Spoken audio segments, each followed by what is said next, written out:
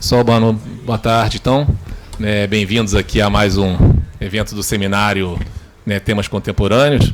Tá, hoje eu tenho o enorme prazer aqui de receber duas pessoas que fizeram parte da minha formação de economista. O Luiz Otávio, que vai ser o palestrante de hoje, ele foi meu colega, meu amigo de graduação na PUC. Nós estivemos juntos lá de 93 a 97. E o Luiz Roberto, ele é o decano da PUC também, foi nosso professor lá. E os dois, o Luiz Otávio sempre trabalhou muito perto do professor Luiz Roberto, e os dois são grandes especialistas nessa parte de índice de preços. Tá? E o Luiz Otávio, só para falar um pouquinho mais do palestrante Luiz Otávio, ele atualmente ele é o economista-chefe do Banco Alfa, passou um bom tempo da carreira no Banco ABC, mas hoje ele é atualmente o economista-chefe do Banco Alfa. E a ideia aqui hoje, quer dizer, eu acho que eu tive a oportunidade de almoçar com esses dois grandes amigos, mas a ideia hoje é o Luiz Otávio vai começar fazendo a parte principal da palestra, e o professor Luiz Roberto vai fazer comentários ao final da apresentação do Luiz Otávio. Então, mas antes disso, como a gente sempre faz aqui no nosso Temas Contemporâneos, a gente chama um grupo de alunos para fazer a apresentação geral do tema. Tá? Então, hoje a gente tem aqui o Igor, o Oruan, a Laila e a Marina, que vão fazer aí essa introdução geral, tá, sobre o tema para a gente, antes de passar a palavra para o Luiz. Bom, gente, primeiramente, boa tarde. Agradecer a presença do senhor Luiz Otávio e do senhor Luiz Roberto aqui para ter esse tempo com a gente, para explicar um pouquinho sobre a inflação, as tendências, enfim, aspectos, metodologias, e também a presença do professor José Férez. Bom, o que é um índice de preço? O índice de preço é basicamente você medir a variação dos preços de um produto de uma determinada cesta. Então, você pega os produtos dessa cesta, pega a flutuação deles e mede de forma ponderada como eles estão flutuando no decorrer do tempo. Então, o índice de preço vai refletir isso para a gente. Os índices mais utilizados hoje em dia vão ser o IPCA, o NPC, o IGPM, o IPP, e é importante falar que eles vão muito além de um índice de preço para um consumidor. Ele pode ser um índice de preço para um produtor, um índice de preço voltado para exportação, importação de produtos, e as principais instituições hoje que atuam nesse setor para fazer essas medições é o IBRE aqui da FGV, o IBGE, a FIPE, a DIESE e a Ciduscom. E por que os índices de preço são importantes e são palco de tanto debate hoje dentro do nosso ambiente econômico e também das pautas políticas que a gente tem no Brasil atualmente e no mundo? Ele é uma forma de você tomar decisões e você também entender o que está acontecendo para conseguir basear suas decisões. Então, ele é um fator de atualização de taxas e impostos. O que isso quer dizer? Quer dizer que quando a gente tem imposto de renda, ele tem que ser atualizado, a gente pega esses índices para usar como parâmetro, além de ser um indexador de dívidas e créditos, então, para você corrigir essa mudança do valor da moeda ao redor no decorrer do tempo. Além de ser uma ferramenta de pesquisa, então, toda pesquisa que a gente vai fazer no campo econômico, a gente precisa de um índice de preço para tentar refletir dentro de um papel uma realidade. Além disso, é um instrumento de política monetária, então a gente tem o IPCA, o famosíssimo caso da Selic, que a gente vai usar o IPCA como uma base para você decidir, por exemplo, o valor da Selic e também ser um balizador de políticas públicas. Então, quando a gente tem, por exemplo, o IPCA alto, tomar cuidado com as medidas que vão ser tomadas para que ele não aumente e, de fato, enfim, tomar decisões conscientes e racionais com o cenário que a gente tem.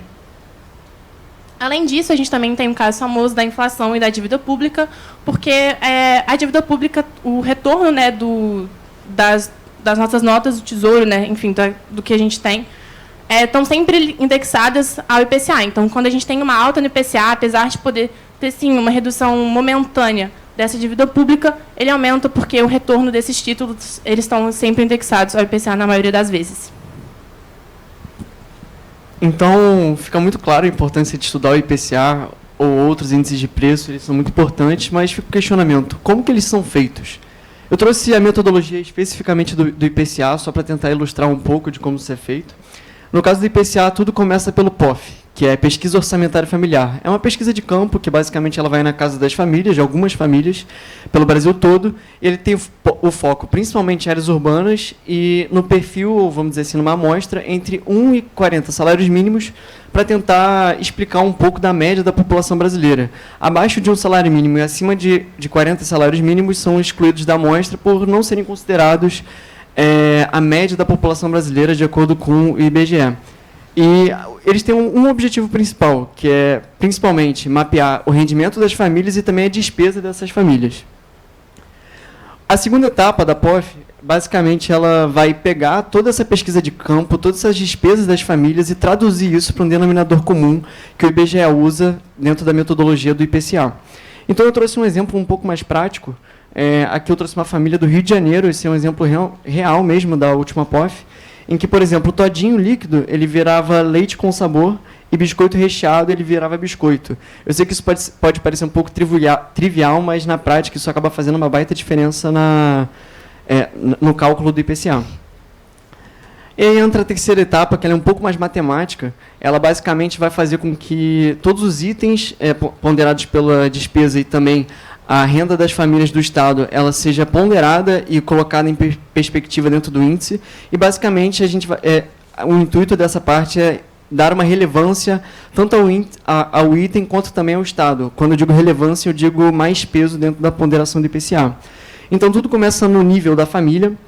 Depois, a família, ela, por métodos estatísticos, ela é generalizada para um grupo em comum. Esses grupos eles são somados para pegar o perfil dos estados, e, finalmente, quando a gente tem todos esses dados dos estados, a gente consegue ter o dado brasileiro.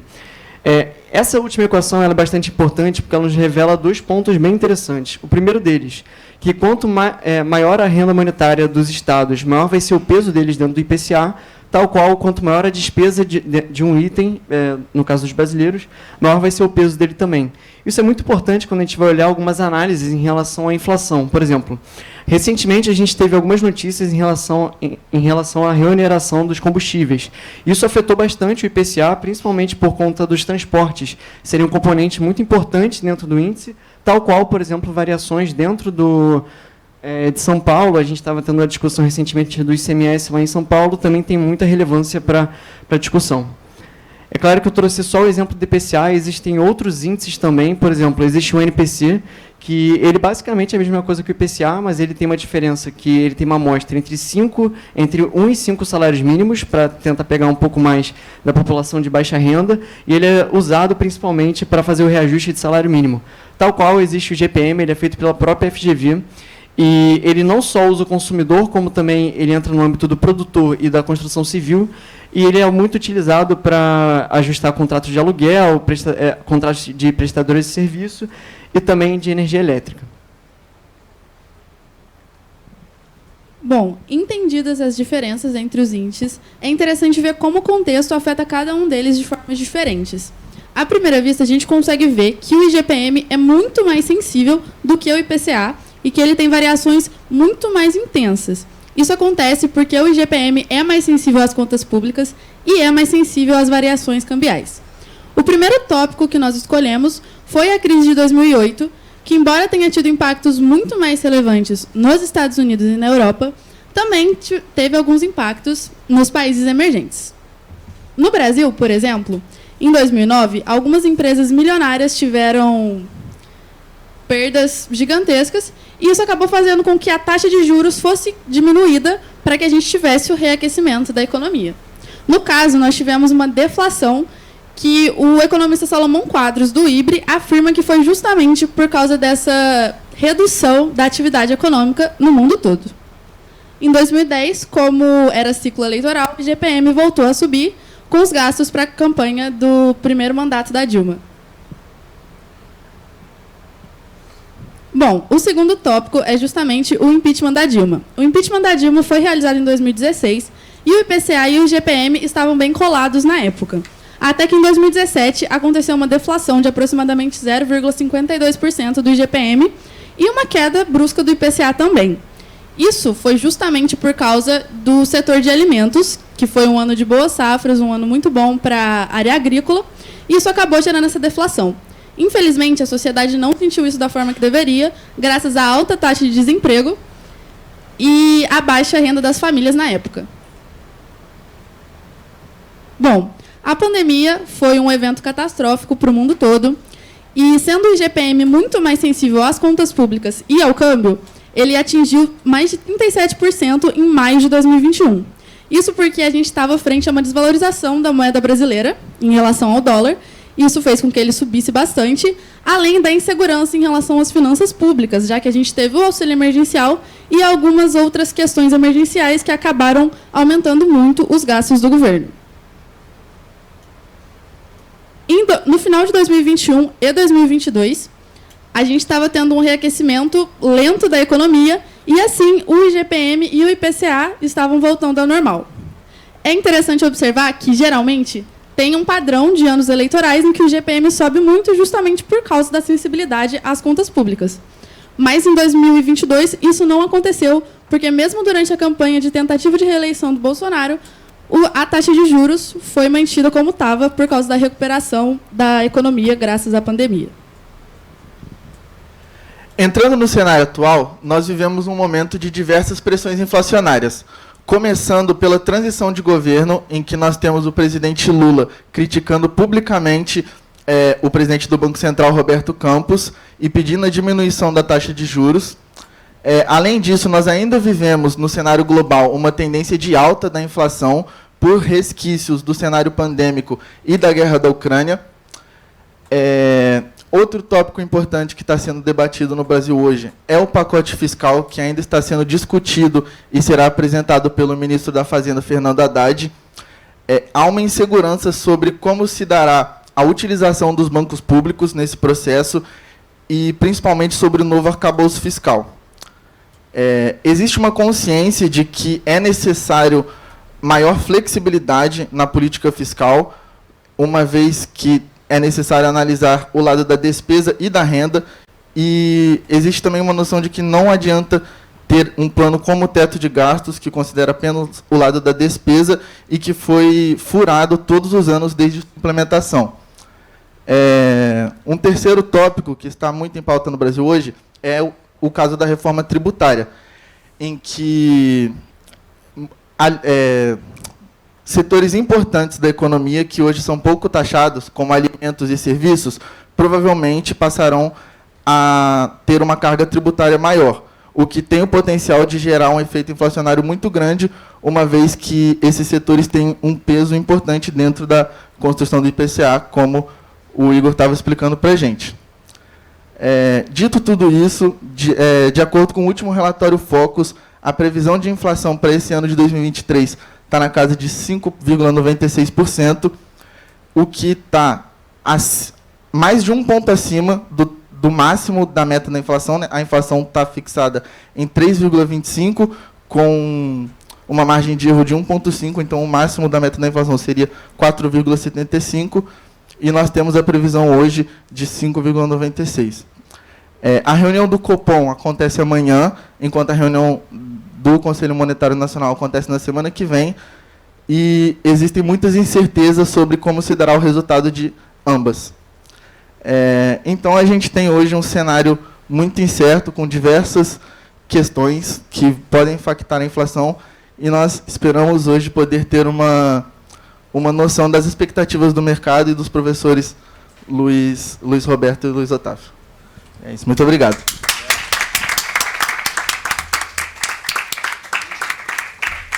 Obrigado, pessoal. Então, agora eu vou passar a palavra aqui para o Luiz Otávio. Eu acho que o Luiz Otávio assim, vai falar muita coisa, né, sobre índices e LASPER, PAAS também, que muita gente fica perguntando por que a gente ouve isso na graduação, né? Quer dizer, e mostrar um pouco que isso tem realmente muita importância prática, né?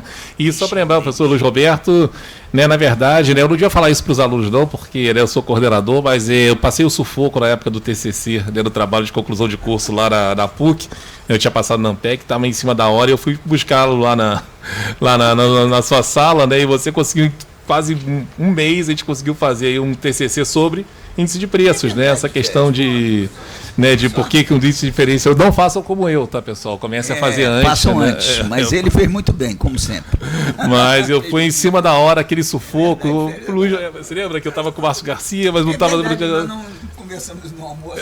Pois é, a gente não falou no almoço, mas você que também me foi, né, que conseguiu me dar aí esse empurrão final aí, com índice de preços, por sinal, né? Eu brinquei já com o pessoal que estava aqui.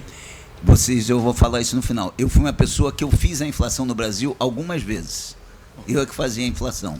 Então, depois eu conto para vocês o que é isso. E quando ele fala em fazer inflação, não é em sentido figurado, não, tá? Ele teve o professor Luiz Roberto teve uma participação muito importante, tá? Desde a época nos anos 80, anos 90, ele vai contar... 70, Simonsen, né? Ele vai contar um pouco da trajetória dele, né? Com isso vai ser muito interessante, mas vamos começar então primeiro aqui pelo Luiz Otávio, meu companheiro, meu amigo aí de sofrimento na graduação. Bom, eu tive até um susto quando ele falou assim que, putz, são dois que são importantes na minha formação. Eu falei, porra, cara, os caras vão achar que eu dei aula pra você, cara. Pelo amor de Deus, cara, também não sou tão velho assim.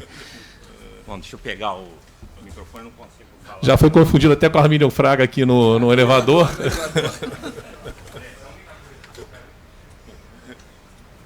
Eu trouxe minha apresentação, não é preguiça, não. Bom, primeiro, dar os parabéns, tá, para todos aqui, os 4 que fizeram a apresentação. Foi muito boa, inclusive, foi tão boa que eu vou começar a minha apresentação com a apresentação de vocês, tá? Porque vocês cobriram já um pedaço da minha apresentação, então, para não ficar repetitivo, eu vou usar a apresentação de vocês para fazer alguns pontos, tá, que eu acho relevantes, tá? Então, primeiramente, dar os parabéns para o Igor, para a Laila, para a Marina e para o Oruan, tá? Foi muito boa a apresentação, tá? Vocês estão no segundo ano da graduação. No segundo ano eu não teria capacidade de fazer uma apresentação que nem a de vocês de jeito nenhum. Bom, vamos lá. Bom, primeiro, eu acho que essa parte aqui eu vou falar um pouco mais na minha apresentação. Eu acho que eu quero mais brincar com a parte de conjuntura, tá? O seguinte... aqui que eu quero começar a minha brincadeira. Foi a Marina que começou aqui, né? A Marina, ela falou sobre a questão da dívida pública e do IPCA, tá? Tem 2 fatores, tá, que fazem com que o IPCA tenha uma relevância, importância, na verdade, 3 fatores na relação da inflação com a dívida pública. Primeiro, é uma questão de conta, tá? Aqui está escrito assim, ó, dívida pública PIB, que significa que é uma proporção da dívida com proporção do PIB, tá? Então você tem a dívida no numerador e você tem o PIB no denominador, tá? Não quer dizer a dívida no numerador e o PIB no denominador. Por que isso é importante? Porque o PIB, quando a gente ouve aqui o PIB, não é aquele PIB que o Oruan botou no final lá, que é o PIB real do Focus, 1,5%, 0,9%, nem me lembro quanto é que estava no Focus. Na verdade, o PIB que entra aqui é o PIB nominal. Tá? Então, qual é a diferença do PIB nominal para o PIB real? O PIB nominal, o PIB real é o PIB nominal menos a inflação. Tá? Como você usa aqui o PIB nominal como denominador, significa que quanto mais a inflação for, maior vai ser o seu denominador. Então, boa parte da discussão, por exemplo, da queda que a gente viu aqui, ó, um pedaço desse fala assim, ó, um pedaço disso foi inflação. Tá? Por quê? Porque o denominador ficou maior. Tá? Então, tipo assim, a inflação no curto prazo, tanto que a gente brincava, e o Luiz Roberto depois vai falar da história dele, nas contas públicas, a inflação resolve todos os problemas. Tá? Porque você diminui artificialmente, você, na verdade, mesmo que você mantenha a sua dívida pública estável, se você tem mais inflação, seu PIB nominal é maior, seu denominador é maior, sua dívida cai. Tá? Segundo ponto, e aí os outros 2 já não são tão favoráveis assim. Bom, primeiro, falou-se sobre a questão da indexação da dívida. Tá? Um pedaço da dívida é indexada ao IPCA, tá? Que são as NTN-Bs, que hoje em dia deve estar em torno de uns 20%, mais ou menos. Tá? Então, essas são afetadas diretamente. Quanto menor o IPCA, menor é a correção, porque normalmente eles são IPCA mais uma taxa de juros real. Tá? A taxa de juros real é fixa, tá? Na hora que ele emite o dinheiro, ele já sai, tá? E tem o IPCA. Então, quanto maior for o IPCA, tudo mais constante, ceteris paribus, você tem uma dívida maior. Tá? Outra coisa vocês... acho que aqui dá para voltar. Aqui foi colocada essa relação, tá, entre Selic e IPCA. Tá? Ou seja, quanto maior o IPCA, maior vai ter que ser a Selic para conseguir, por conta da questão da política monetária, por conta foi citada aqui também a meta de inflação. Então, o Banco Central ele tem como objetivo uma meta que atualmente é de 3,25. Se ele não conseguir manter dentro da banda, que agora é de 4,75, que é 3,25 mais 1,5, ele tem que escrever uma cartinha para o Ministério da Fazenda dizendo errei de novo, não sei o que lá. E aí, como a inflação sobe e a taxa de juros sobe, existe uma outra gama de títulos do público, que são chamados LFTs, tá, que são indexadas diretamente a Selic. Tá? Então, por exemplo, hoje em dia a taxa de juros está em 3,75. Se você for no Tesouro Direto e comprar uma LFT, você vai ganhar mais ou menos 1,10 por mês de rendimento, que é o 13,75, grosso modo, dividido por 12. Tá? Então, a inflação ela tem vários impactos sobre a dívida pública. Tá? Então, impactos bons, entre aspas. Tá? Inflação nunca é boa, mas tem um impacto favorável, que é diminuir artificialmente a dívida com proporção do PIB, e tem a parte ruim, que são as indexações, tá? Tanto indexação à inflação, quanto a Selic, que é uma consequência do IPCA. Tá? Vamos ver o que eu quero, também achei interessante aqui. Essa parte toda aqui ficou muito boa, parabéns. Tá? Muito mais completo do que eu tinha feito na minha, por isso que eu vou direto. Aqui depois eu vou fazer uma brincadeira com esses números, mas eu queria vir para cá. Tá? Aqui você vê a diferença entre GPM e IPCA. Tá? Foi levantado também, de maneira bem correta, de que uma das diferenças entre o IPCA e o IGPM é a questão do câmbio. Tá? E aí dá para ver, primeiro, uma coisa que é bem interessante. Tá? Primeiro, você olha aqui, ó, IPCA. O IPCA é um índice de preço ao consumidor. Tá? Olha aqui o IGPM. Olha aqui, ó. Um pedaço do IGPM é o IPC. Tá? Aqui tem uma correlação, apesar de ser diferente, eu vou depois falar sobre isso na minha apresentação também. Ele é 30% de IGPM, ou seja, o comportamento que o IPCA tem, de certa forma, é replicado no IGPM. Tá? Agora, você olha aqui, ó, 60% é o índice de preço ao produtor, o IPA. Tá? E o IPA, ele é muito ligado à inflação, ao câmbio. Por quê? Por exemplo, dentro do IPA tem minério de ferro. Subiu tudo mais, digamos que o preço do minério de ferro está constante. Tá? Mas você teve uma desvalorização cambial grande, 10%. Tá? O preço em reais vai subir 10%. Tá? Combustível, quando você olha assim, a Petrobras aumentou em 10% na refinaria. Aí você fala assim, na bomba vai depender de X, Y, vai depender do imposto, vai depender de não sei o que, vai depender de não sei o que lá. Na refinaria não depende de nada. Subiu 10%, é 10% na veia. Tá? E de onde vem o preço da gasolina? Em grande parte por conta do aumento do petróleo. Petróleo vezes o câmbio, porque aí você tem que ver qual é o preço em reais. Tá? Então, soja, milho, tudo isso são... Posso complementar? Claro. 25% do IPA é soja, milho, minério de ferro e petróleo. 25%, mas 20% a 25%. Como os pesos são móveis, pode variar um pouquinho. Ou seja, o câmbio tem um impacto no IPA muito forte, muito forte. Tá? O outro lado é que uma boa parte são preços industriais. Aí, quem vai contar a história, não vou dar spoiler agora, mas tinha uma época que se controlava preços industriais no Brasil. E aí, quando a gente dizia que os preços industriais não podiam subir, a inflação não subia. Claro que criava um enorme problema na economia, mas isso é uma história que eu conto depois. Bom, então, como o professor falou, boa parte disso aí são commodities, e quando entra no índice, obviamente não entra o preço em dólar, entra o preço real. Então, se as commodities são cotadas em dólar e você vai transformar ela em reais, dependendo do dólar, ela vai subir. Ou seja, tudo mais constante, se você tiver uma variação de dólar, isso vai entrar na veia aqui no IPA, tá? Agora, tem uma coisa interessante, tá? Que é o seguinte, é aqui, ó.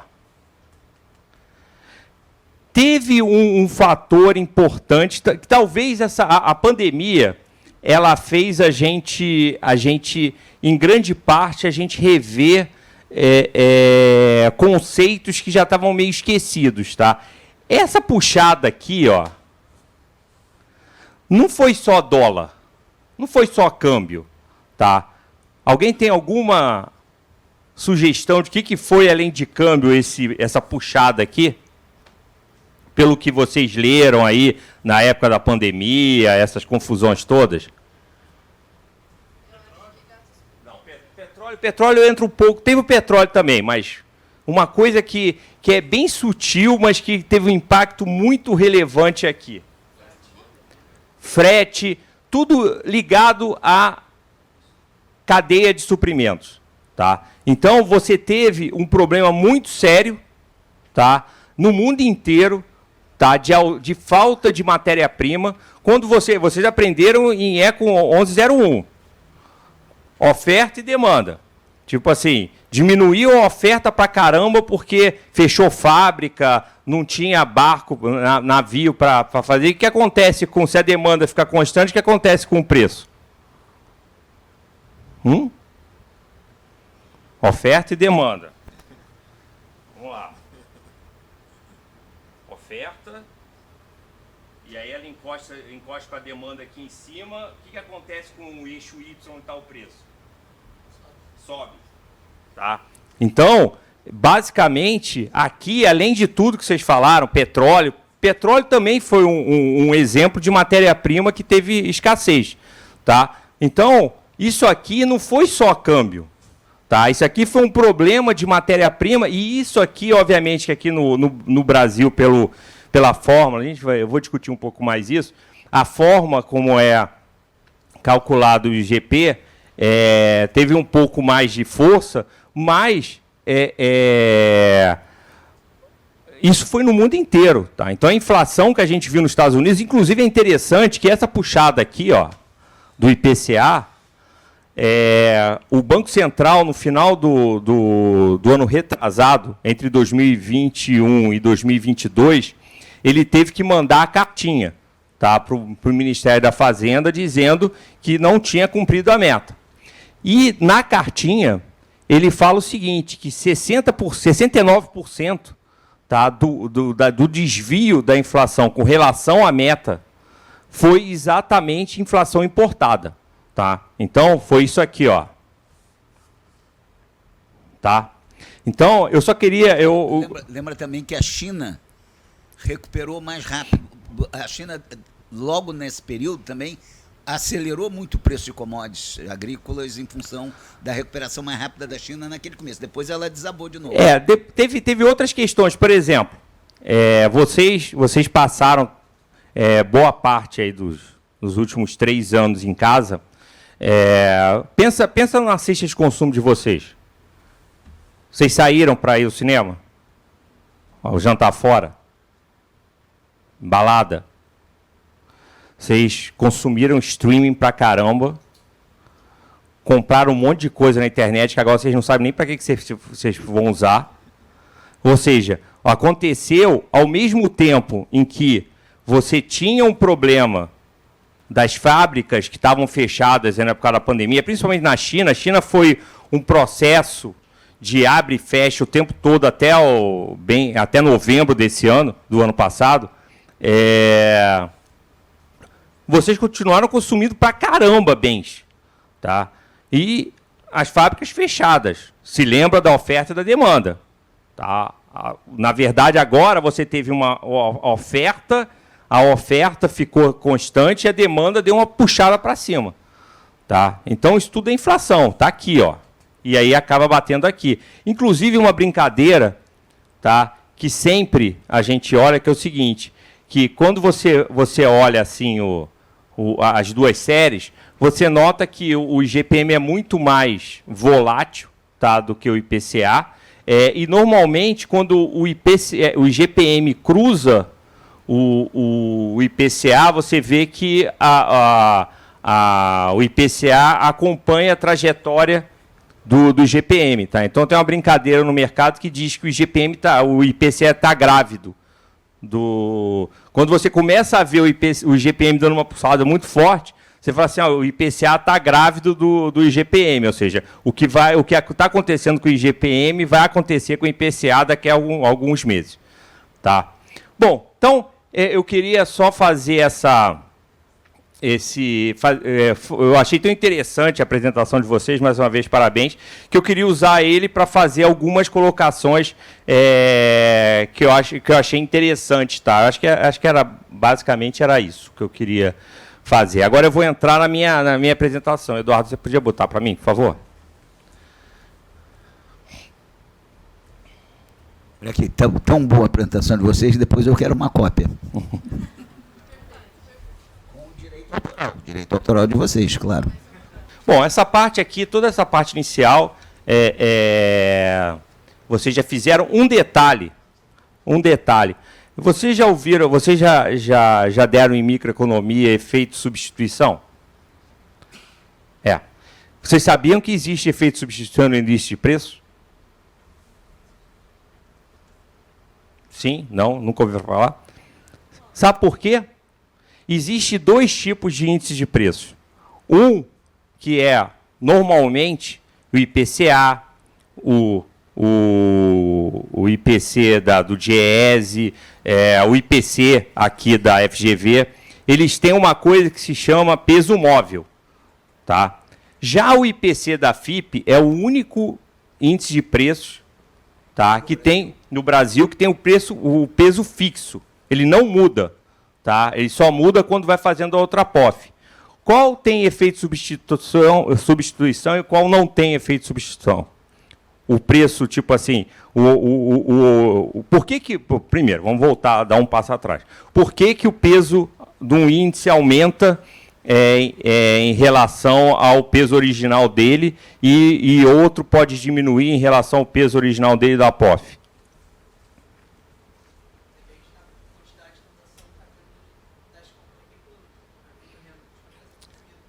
Na verdade, quanto mais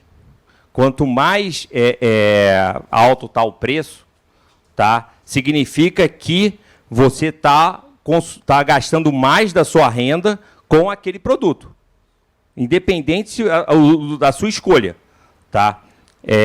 Num preço fixo, independente de quanto ele subir, você vai continuar gastando a mesma coisa. Já estou dando dica, estou dando spoiler. Qual tem efeito de substituição e qual não tem?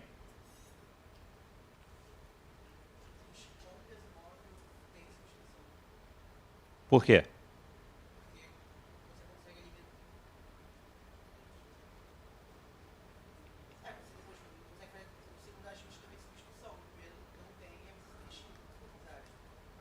Pensa o seguinte, você tem, se você está, quanto maior for o preço dele, mais você está gastando com ele, você não está substituindo ele. Você está consumindo a mesma quantidade. Tá? Só que você está gastando mais da sua renda para consumir aquilo lá. Já quando você tem o preço é fixo, o preço vai subindo e você vai continuando a consumir a mesma quantidade. Tá? Então, porque, por exemplo, o preço da laranja lima está disparando. E você começa a usar, a comer laranja prata, laranja prata, nem sei se laranja lima, laranja, sei lá qual é. Pera, obrigado. Vai caindo, tá? E você vai substituindo um pelo outro. Tá? Então, primeira coisa que, normalmente, quando a gente discute preços, todo mundo aprende assim, o IPCA tem peso móvel e o IPC da FIPE tem peso constante. Qual é a teoria por trás disso? Não é assim, eu decidi. Tá? Tem um motivo. O IBGE considera que não tem efeito de substituição. No caso do da FIP, por exemplo, ele acha que tem efeito de substituição, ou seja, onde a microeconomia encontra com índice de preço. Tá? Micro 1 com contabilidade social. Tá? Totalmente.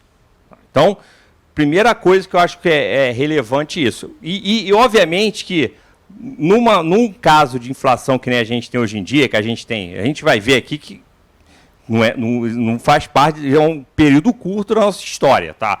Que a gente tem inflação de 0,5, 0,3, 0,4, não faz lá muita diferença, tá? Ainda mais que os preços oscilam para cima e para baixo, não faz muita diferença, tá? Então, quando eu faço a minha projeção, por exemplo, de inflação daqui para o final do ano, eu não fico também projetando peso, tá? Eu peso o último peso e jogo para frente. Agora, não sei se o professor Roberto se lembra disso, na época do Plano Real, por exemplo, para tipo assim, diminuir a indexação da economia, o governo ele congelou todas as tarifas públicas durante um ano. Tá? Só que você teve um resquício de inflação logo depois do Plano Real. Então, no final de um ano, como as tarifas estavam fixas e outros itens estavam subindo, e aí estavam aumentando o peso no índice, por exemplo, o enfeite para festas tinha um peso maior que a energia elétrica, tá? No final de um ano. Tá? Então, tem inflações que estão acelerando, isso aí pode causar esse tipo de distorção. Tá? Principalmente, como o Roberto vai contar as histórias dele aqui, quando você enfia o dedo nos preços. Tá? Bom, outra coisa que, tipo assim, eu acho que foi muito bem colocado por vocês, mas, tipo assim, e aí? Aquilo lá tá um monte de somatório, um monte de Mzinho, de não sei o quê. É simples, tá? Aqui, uma cesta, um arroz com feijão. Quanto é que o preço do arroz de feijão, o prato com arroz de feijão, subiu entre fevereiro e março, tá? Então, vamos considerar que o preço do arroz, o peso do arroz, desculpe, é 0,8 e o peso do feijão é 0,2 do prato do arroz com feijão. Tá? Obviamente que aqui não é o peso no IPCA. Eu peguei o peso do IPCA, tá? Do arroz, peguei o peso do feijão, carioquinha, tá?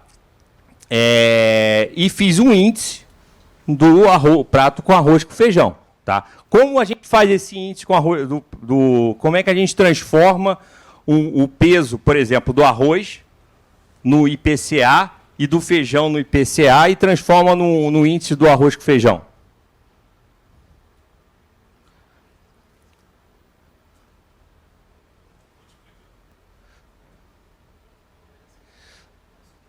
Cara, é a coisa mais simples do mundo. Vocês vão descobrir ao longo da graduação que a operação matemática mais brilhante que já foi inventada é a regra de 3.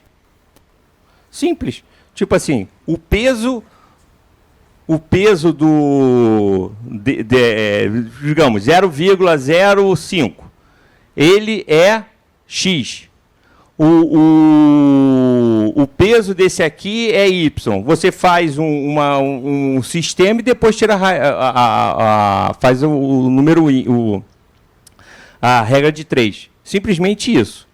Tá? Então, esse aqui está para 100, assim como esse aqui está para X. Tá? Só isso. Bom, depois eu melhoro isso aqui. A gente faz uma conta mais bem feita. Eu devia ter feito isso aqui, acabei deixando passar. Mas vamos considerar que seja esse aqui o índice do feijão com arroz. Para você chegar e saber qual é a inflação do feijão com arroz, você pega o peso de março, o preço de março, multiplica pelo peso do arroz, pega o preço de março do feijão, multiplicado pelo peso do feijão sobre o peso de fevereiro, o preço de fevereiro vezes o peso de fevereiro, o preço de fevereiro sobre o peso do feijão. Tá? Isso aqui é exatamente isso aqui, ó. Tá? Sem os Mzinhos da vida. Bom, isso vai dar 5,6 mais 2, 4 mais C, e vai dar 1,36. Ou seja, entre março e fevereiro, o preço do arroz com feijão subiu 1,36%. Simples assim. Tá? Aqui, esse aqui, eu acho que é o grande pulo do gato que vocês têm que aprender. Tá? Que é o seguinte, os índices todos que vocês mostraram na apresentação de vocês, eles não são variações percentuais. Eles são números índices. Tá? E se vocês aprenderem a usar números índices, a vida de vocês vai ficar muito mais fácil. Por quê? Primeiro, você quer saber a variação mensal? Só pegar um sobre o outro. Se vocês pegarem lá 6.382,88 dividido por 6.315,93 menos 1 vezes 100, vai ter que dar exatamente 1,06. Tá? Mas, isso aí é o básico. Você quer... Vamos voltar aqui. Tá vendo aqui, ó? Número índice. Dezembro de 1993 igual a 100.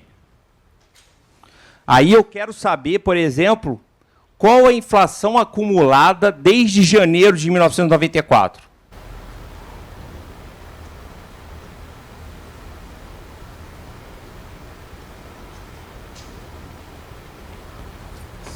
Você pega o seu número índice agora e divide. Janeiro de 94 você queria saber... Tá, se partiu de dezembro sendo 100, então janeiro ainda vai ser 100. Ou você está falando de dezembro para frente? Vamos pensar. Boa pergunta sua. Dezembro de 93 é igual a 100, ou seja, isso aqui é no final de dezembro de 93. Se eu quero saber a inflação de janeiro de 94, o que eu tenho que fazer? Pega de dezembro para frente. Exatamente. Tá, então aí no caso seria, se eu pegasse de março, seria 630%. 630? Não precisa conta, você pegaria esse... Eu quero saber daqui, ó. Ah, de fevereiro, tá bom. Não. Seria 656%. Não?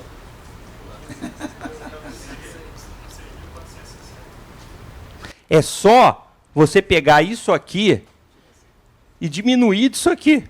Então, quando você estipulou a sua base 100, tipo assim, se você quer saber desde o início até onde você está, é só você diminuir um pelo outro. Tá? Então, por exemplo, se você quiser, eu quero saber aqui de abril até aqui, eu quero saber de abril de 2022 até fevereiro de 2023, eu pego, não, tipo assim, primeiro, não, a única coisa que você pode fazer com subtração é com relação ao 100, tá? Mas se eu quiser daqui até aqui, o que eu faço?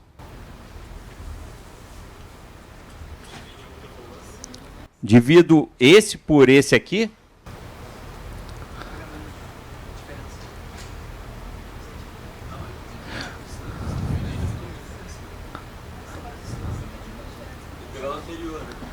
Pelo anterior. Tá? Pensa o seguinte, ó. Se você for fazer, eu vou botar aqui. Vamos parar de ficar especulando. Então vamos lá. Quer saber a inflação acumulada desde janeiro de 1994? É só diminuir um pelo outro. Então, 600 e pouco, 6.464, 63,07, que é a inflação acumulada desde janeiro de 1994. Tá? Quer saber a inflação dos últimos 3 meses? Pega 6.563,07 dividido por 6.432,2. Vamos voltar lá rapidinho. Opa. Eu quero janeiro, fevereiro, março. Eu peguei novembro. Tá? Por quê?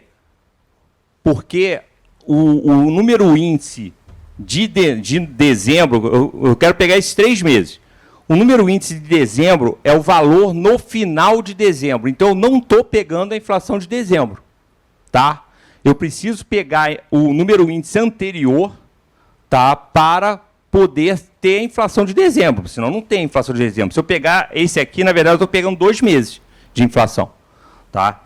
Então, peguei a inflação, o número índice de fevereiro, peguei o número índice de novembro, menos 1 dá 2%.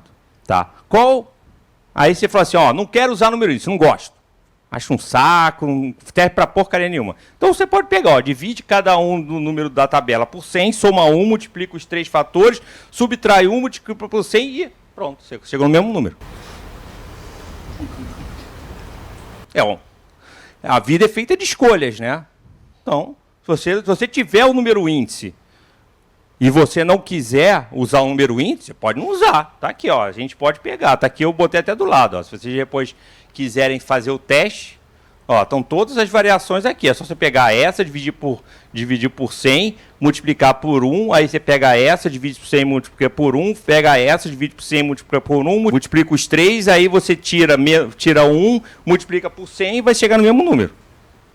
Tá? Obviamente que, hoje em dia, com o Excel, é muito mais fácil, tá? Mas eu continuo achando que é muito mais fácil se você tiver um número índice também.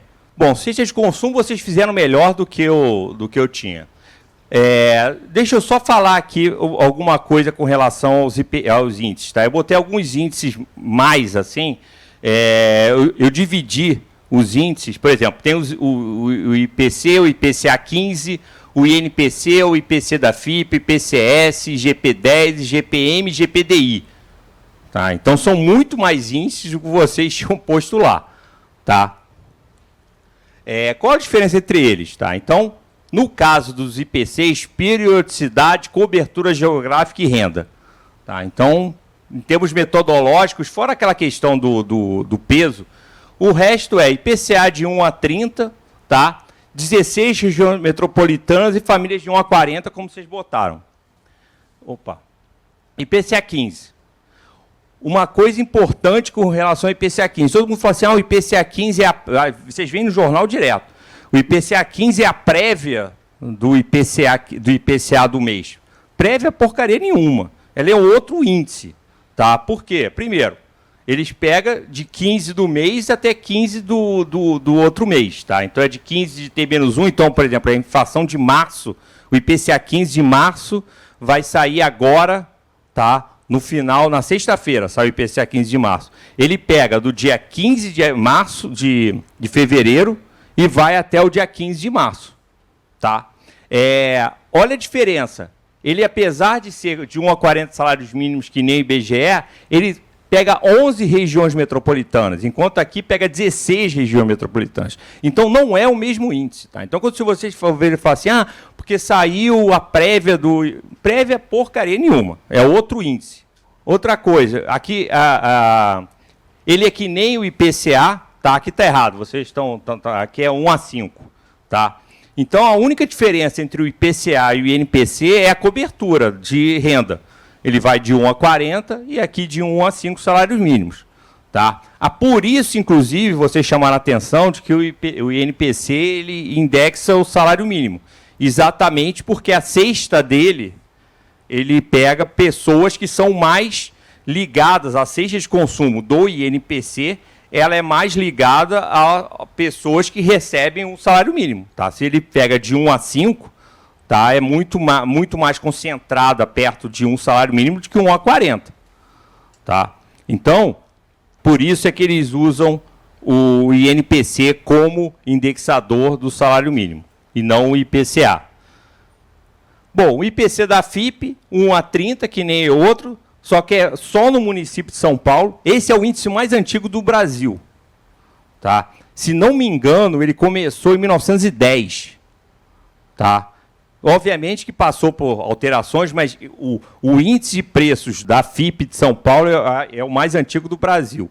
Depois vem o IPCDI, que a gente vai falar um pouco mais sobre ele depois. E as famílias também é meio que um intermediário entre os dois, é de 1 a 10 salários mínimos. E o IPCS, que é o aqui da FGV, Ele pega de 1 a 30, igual ao INPC, o IPCA e o IPC da FIP, só que são 7 regiões metropolitanas e pega de 1 a 33 salários mínimos. Esse PCS aqui, ele é como se fosse um filho do IPCDI. Tá? Então, esses dois aqui ele tem uma característica que é o seguinte, eles têm 4 divulgações mensal, que eles chamam de 4 semanas. Tá? Então, eles são, toda semana você tem um IPC da FIP e você tem um IPCS. O IPCS do final do mês, tá, é exatamente igual ao IPC da FGV do IGPDI. Já o IGP é um bicho diferente. Tá? A gente pode dizer que os IGPs da FGV são a jabuticaba, tá, brasileira. Não existe em nenhum outro lugar do mundo um índice parecido com o IGP. Tá? Ele foi criado em 1944, tá? E a ideia dele, tá, era ser um deflator implícito do PIB mensal. Um deflator implícito do PIB mensal. Tá? O que significa isso? A inflação real no Brasil, ela é derivada do PIB. Tá? Então, por exemplo, quando a gente já discutiu antes, que aquela variação que a gente vê de 0,9%, 1%, não sei o quê, você pega o PIB nominal, tira a inflação e chega no PIB real. A diferença, essa inflação, não é o IPCA, não é o GPM, não é o que chama de deflator implícito. O problema é que os deflatores implícitos a gente só sabe 2 anos... Corretamente, a gente só sabe mais ou menos 2 anos depois, por conta de metodologia do IBGE. Então, a FGV tentou fazer um deflator que a gente pudesse ter uma ideia desse deflator mensalmente. Tá? Então, criou esse GPDI. Tanto que a ponderação IPC de 30, IPA de 60 e INCC de 10 era mais ou menos a estrutura da economia brasileira naquela época. Tá? Então, você tinha serviços, basicamente o IPC é um índice de serviços, tá? Com 30%. O IPA, que é agricultura mais indústria, grosso modo, 60%, e construção civil, 10%. Tá? Se hoje em dia fosse feito esse mesmo índice, ou se você fosse fazer um estudo para mudar a ponderação, provavelmente esses pesos iam ser completamente diferentes. Ia ser provavelmente 60 IPC, 30 o IPA e 10% só o INCC. Tá? Porque é a estrutura da economia. Hoje em dia, serviço é 60% do PIB, indústria e agricultura, se com uma muito boa vontade, chegar a 30%, e a indústria e a construção civil continuam em torno de 10%. Tá? Então, os IGPs não são comparáveis. A gente comparou lá com aquela brincadeira dos IGPs estarem, do IPCA tá grávido do IGPM, dos IGPMs, mas eles são bichos diferentes. Tá? Inclusive, pelo que eu falei, o IPC está dentro do... Obviamente, se você, por exemplo, quando vocês forem estudar a econometria e forem fazer uma correlação entre os dois, é óbvio que vai ter uma correlação, tá? Porque você tem um fator que é comum dos dois. Tá? Então, é impossível você não achar uma correlação entre eles. São os 3 IGPs diferentes com a mesma abrangência regional de renda, mas diferindo na cobertura temporal. Tá? Então, IGP 10... de 10 até 10. Ou seja, o IGP 10 de março, ele vai de 10 de fevereiro até 10 de março. Ou seja, basicamente ele é quase um índice de fevereiro, tá? Não um índice de março. O IGPM vai de 20 de T-1 até 20 T+1, então vai de 20 de fevereiro a 20 de março. E o IGPDI é que nem os outros, vai de 1 a 30. Tá? Por que tantos índices?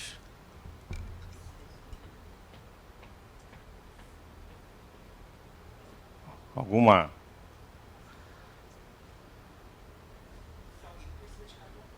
Hã? Por que alguém precisa de cada um desses? Hoje em dia faz sentido?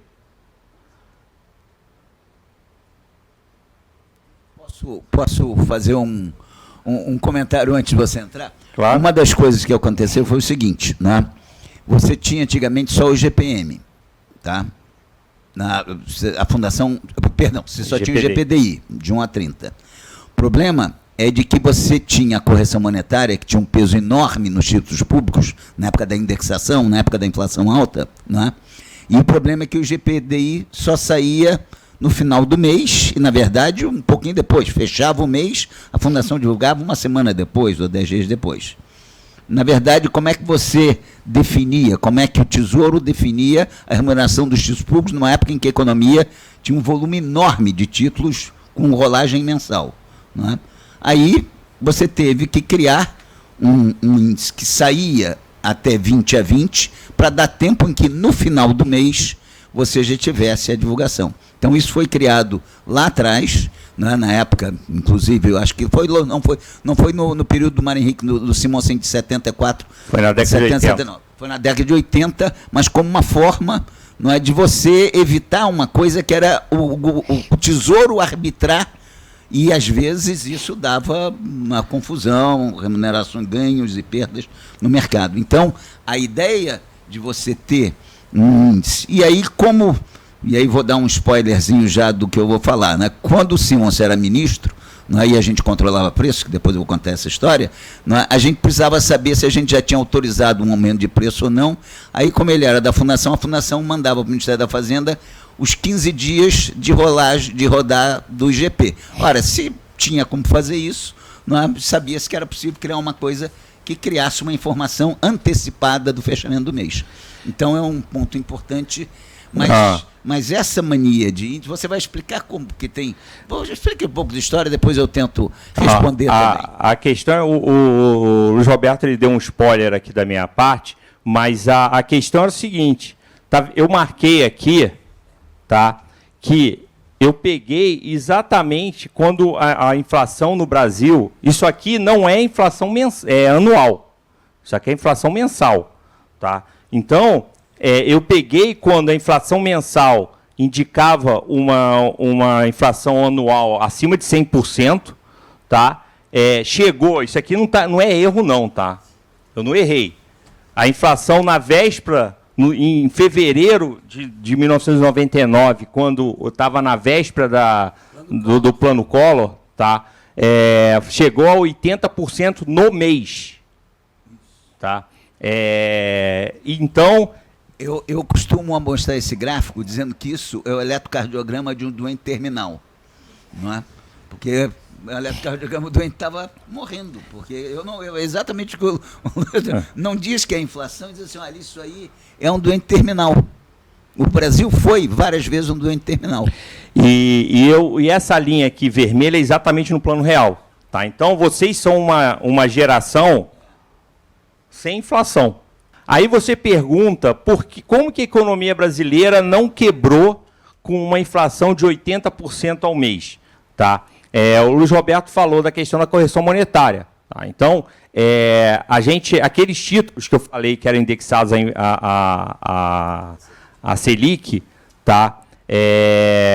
Toda a dívida do Brasil era indexada a Selic. E o duration, ou seja, o prazo de validade da dívida era de 1 dia.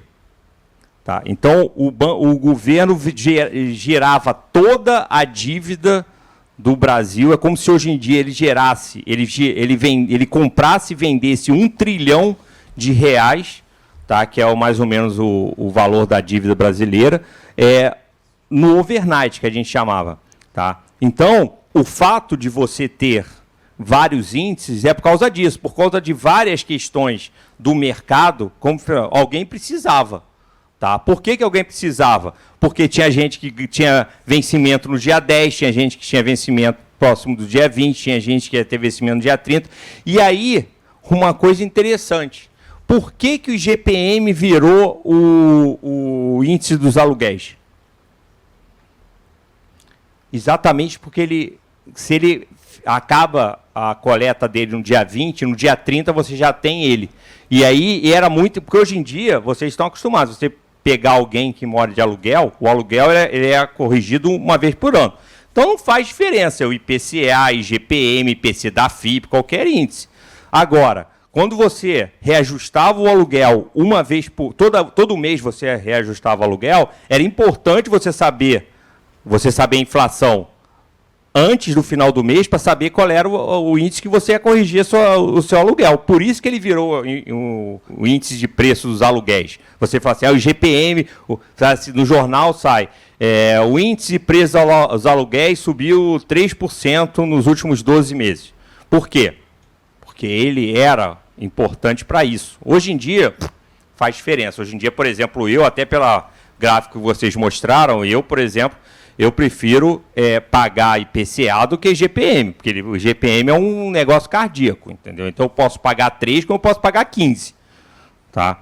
Bom, então isso aqui, essa dinâmica que a gente teve lá mais ou menos a partir do final da década de 70 até meados de 1994, tá? É o motivo da gente ter tanto índice.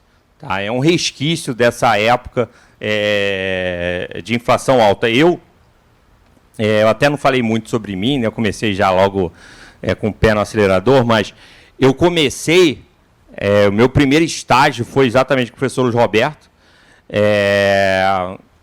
e foi exatamente na época do Plano Real.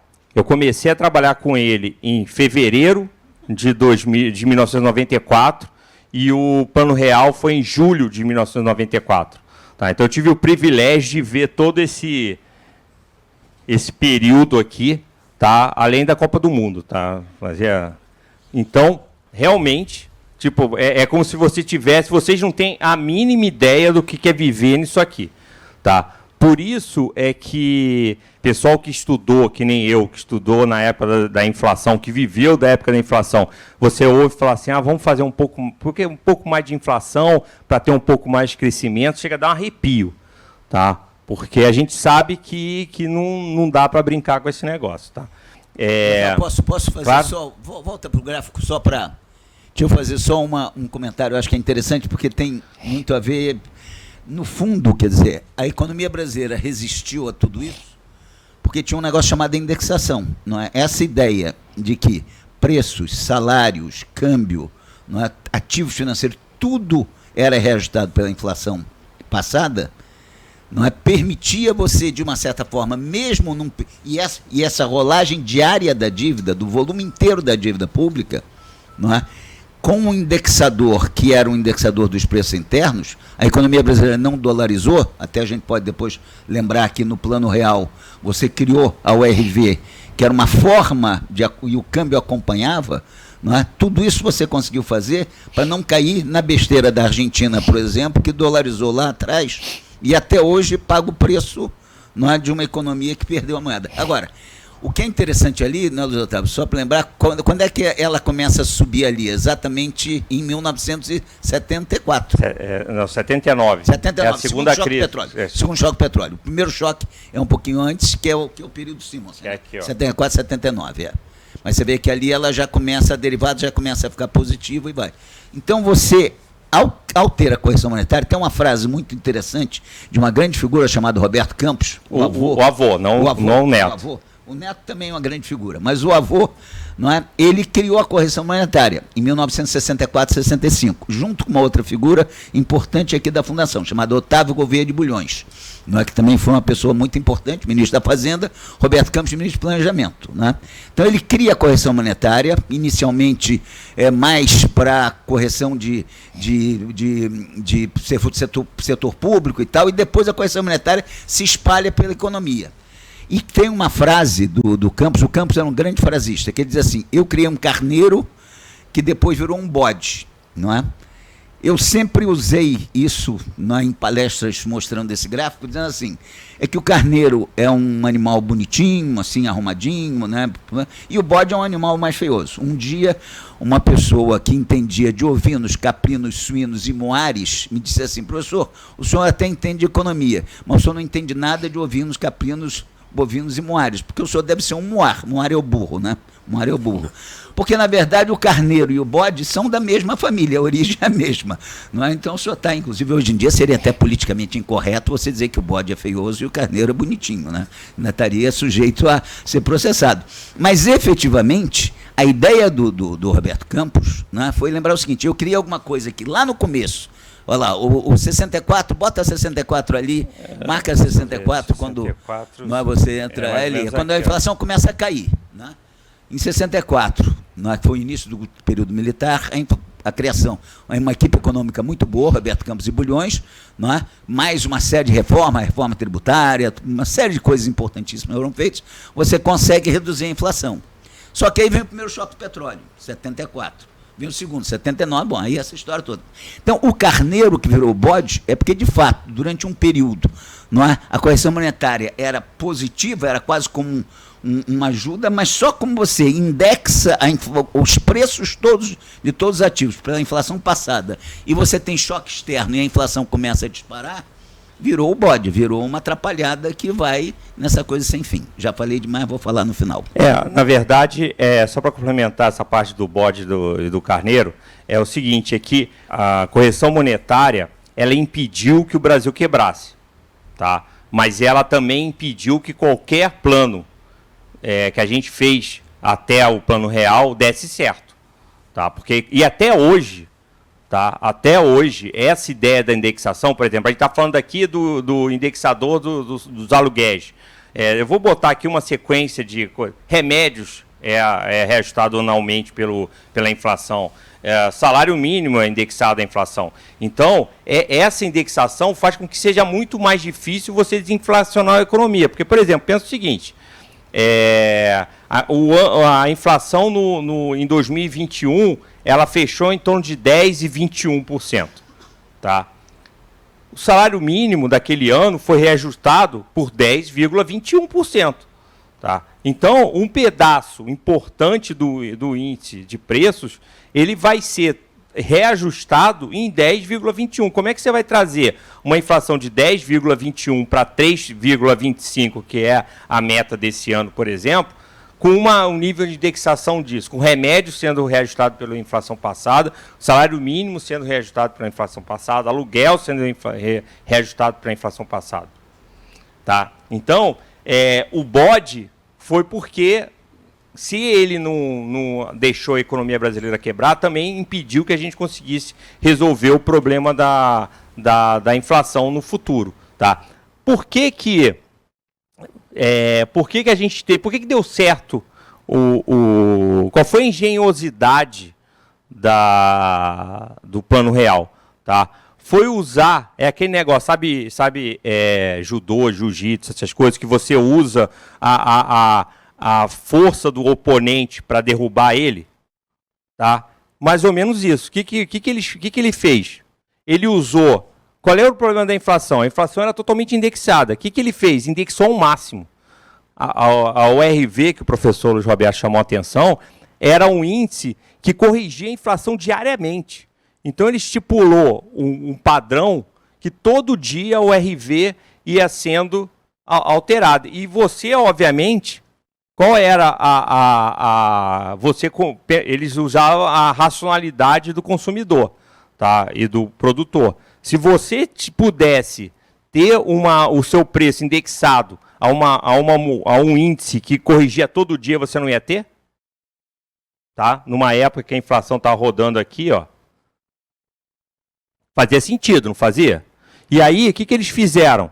Eles indexaram a economia inteira. Quando estava todo mundo usando o RV, eles transformaram a RV em real.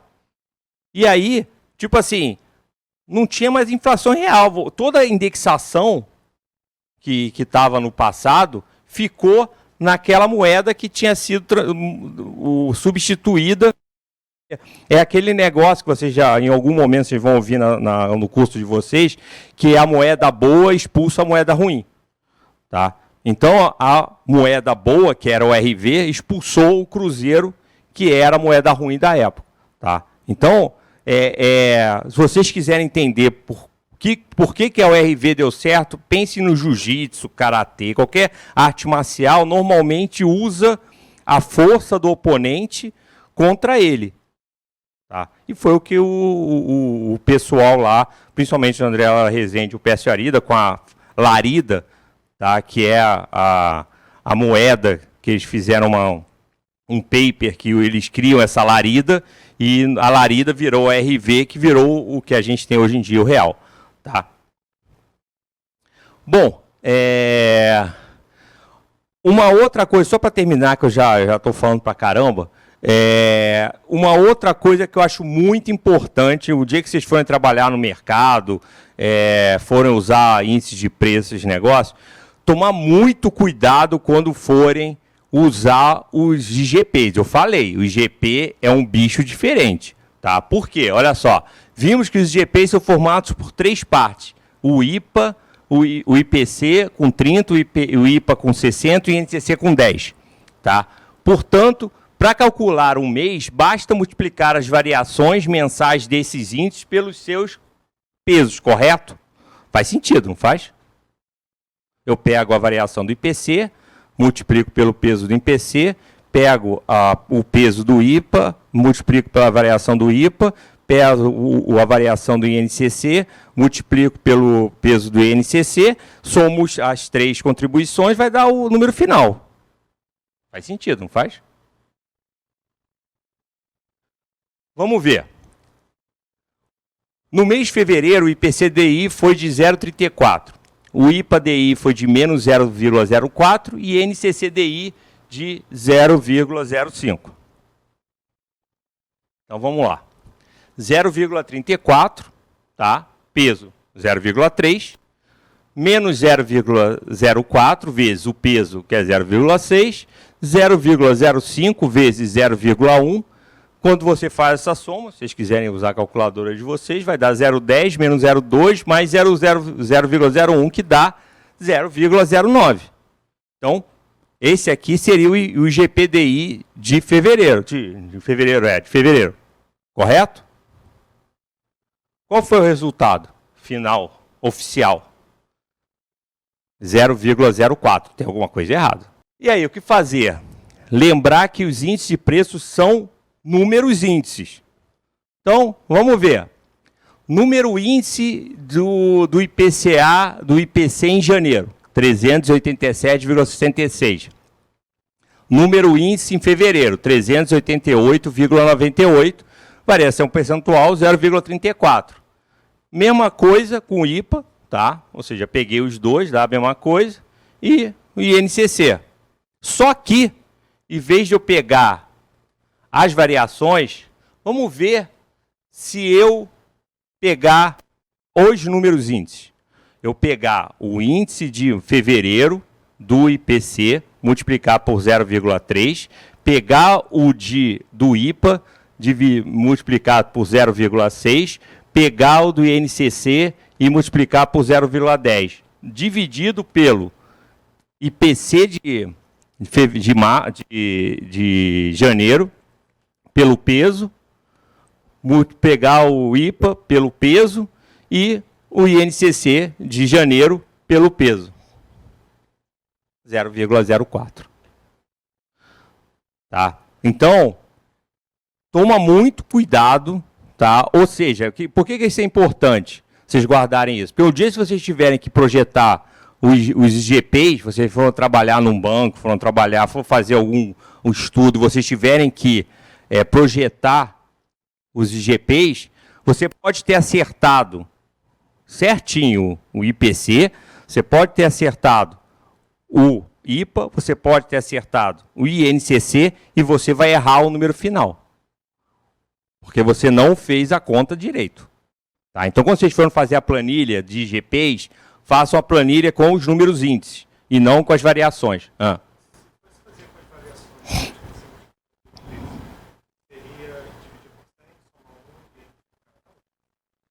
Não, como? Você está falando dessa conta aqui? Essa aqui? Você teria que transformar em 1,0 Não, você tem que transformar isso aqui, tipo assim, se você fizer, se lembra daquele negócio do feijão com arroz? Tá, o que eu fiz aqui foi pegar a variação, tá? Tipo, você pode pegar tanto isso aqui, se você fizer isso aqui dividido por 100, usar já como porcentagem, tá? Depois você tem que multiplicar por 100 lá no final, tá? Então, tipo assim, a variação é 0,34%. Eu peguei um valor, 0,34, e multipliquei pelo peso, que é 0,3. Do mesmo jeito que eu fiz lá o 0,8 do arroz, multipliquei pela variação dos dois, tá?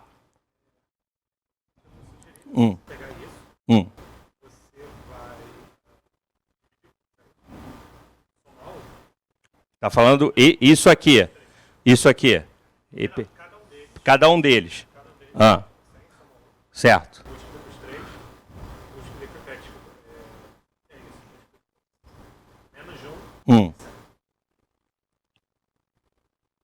Você tá falando, mas aí como é que você não ponderou?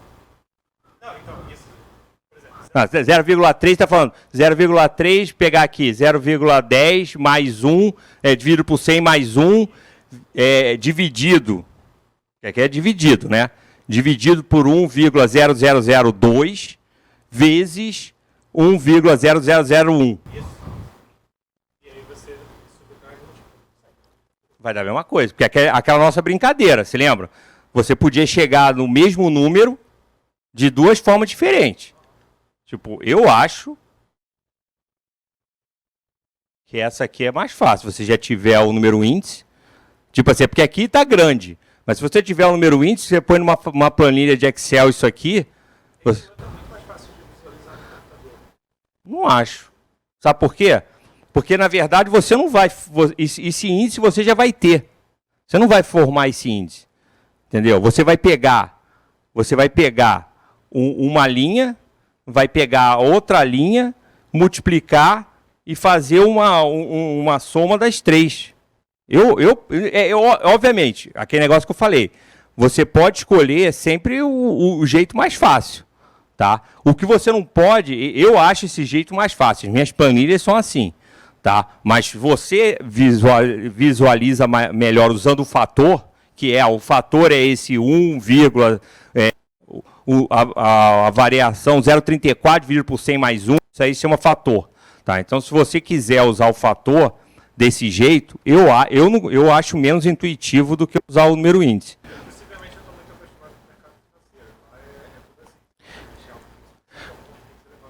Não, tudo bem, porque outra coisa importante, você chamou uma atenção para uma questão importante. Você está acostumado com o mercado financeiro brasileiro, que é tudo índice elevado, juro composto, por exemplo. Se você vai para os Estados Unidos, é juro simples, então você vai somando. Tá? Então, só tomar cuidado também com esse negócio de juro composto e juro simples também, que você no juro simples você não precisa fazer essa conta que você fez. Mas... eu acho que se você já tiver o número índice e a divulgação é feita em número índice, tipo, a tabelinha, se vocês entrarem no aqui da FGV e puxarem o press release do negócio, tem lá a variação e vem os números, tem o número índice. Tá? Eu quis dar esse warning para vocês, porque eu vejo muita gente errando isso no mercado financeiro. Tá? O pessoal acerta, faz o mais difícil, que é acertar, principalmente acertar o IPA, que é difícil pra caramba. Acerta o IPA, acerta o IPC, acerta o INCC e erra o número final. E não é por pouco, não é casa decimal. Aquela nossa conta deu 0,09. Você errou por 0,05 pontos percentuais. Tá? Isso pode fazer uma diferença. Aqui, graças a Deus, tá? Então dentro do IPCA isso aí não vale. Tá? Então, você pode usar claramente, você pegar todos, isso aqui estão todos os grupos, tá? que vocês mostraram lá na apresentação de vocês, estão aqui todos os grupos, está aqui o peso de cada um desses grupos, isso aqui é tudo real, nessa parte não inventei nada, vocês podem ver até na apresentação de vocês. Essa aqui é a variação do último, do IPCA de fevereiro, e aqui, se você multiplicar cada uma delas, cada um desses aqui pelo peso, ou seja, você pega isso aqui, multiplica por isso aqui dividido por 100, ou usa como isso aqui como porcentagem multiplicado pelo peso, você vai chegar nesses aqui, se você somar, chega a 0,84. Tá? Então, para fazer uma projeção de IPCA, você pode fazer pelo... Não precisa usar o número índice, que nem eu fiz naquela hora. Eu fiz aquele warning exatamente por causa dos GPs que dá pau. A gente estava falando muito, agora entrando um pouco em conjuntura, tá? A gente estava falando negócio das projeções, dessas coisas todas. Isso aqui, tá? É a inflação atual, tá? Essa linha laranja aqui, ela é a inflação acumulada em 12 meses, tá? Do IPCA. Então, a gente via uma queda, tá? Que agora meio que estabilizou. E aqui, tá? Em azul eu botei uma média móvel trimestral anualizada. Tá? Por que eu fiz isso? Tá? Normalmente a média móvel trimestral ela tira variações pontuais, assim, não tira totalmente como a gente vê por esse buraco aqui, que foi aquelas medidas que vocês chamaram a atenção na época do Bolsonaro, que ele diminuiu a tarifa de combustíveis, energia elétrica, essas coisas. Mas, tipo assim, tirando esse pedaço aqui, o que é preocupante nesse momento é o seguinte: a inflação que estava numa tendência bem nítida de desaceleração, ela começou a embicar para cima de novo. Tá? Então, a reunião que a gente vai ter quarta-feira do cupom, eles vão considerar isso aqui. Tá? Você tinha uma trajetória que parecia bem indicada, e será que esse puxão aqui é um ponto fora da curva ou efetivamente está mudando a tendência de novo da inflação? E mais importante que isso, núcleos. Tá? O Férez estava chamando a atenção da monografia dele, tá? Agora é TCC, né? O TCC dele, o meu TCC foi exatamente com o professor Roberto também, foi fazer um núcleo de inflação aqui para o Brasil. Eu, tipo assim, como eu era um cara meio preguiçoso, eu usei o IPC da FIP porque ele tinha um peso fixo, né? E aí eu fiz um núcleo na época que nem a gente pegou os primeiros papers com relação a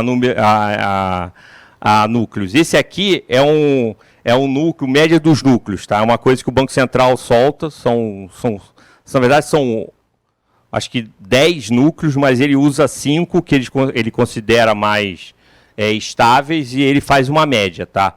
E isso aqui é o mais preocupante. Olha só, a gente também, assim como aqui, tá? A gente já viu os núcleos também numa tendência de desaceleração puxadas pela média móvel trimestral anualizada. Olha uma coisa interessante. A importância do núcleo. Tá vendo esse buraco aqui, ó?